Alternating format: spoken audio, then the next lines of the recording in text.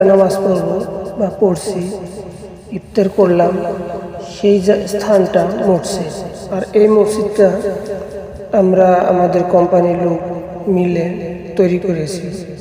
কত মেহনত, কত কষ্ট, কত ঘাম ঝরা পরিশ্রম দিয়ে তৈরি করা। তো পরিশেষে নিজের উপার্জিত সম্পদ বা কোনো জিনিস ব্যবহার করার আনন্দটাই আলাদা, বলে বোঝানো যাবে না। যাক, এখানে অনেক কষ্ট করেছি, মেহনত করেছি, অনেক ঘাম ঝরেছে, অনেক মানুষ কাজ করেছে, সব শেষে প্রতিষ্ঠানটি এখানে দাঁড় হয়েছে। সবাই তার জন্য আলহামদুলিল্লাহ বলি। আর এখানে নামাজ পড়ে অনেক আনন্দ পেলাম, যেহেতু নিজে কষ্ট করে এখানে এটা বানানো হয়েছে।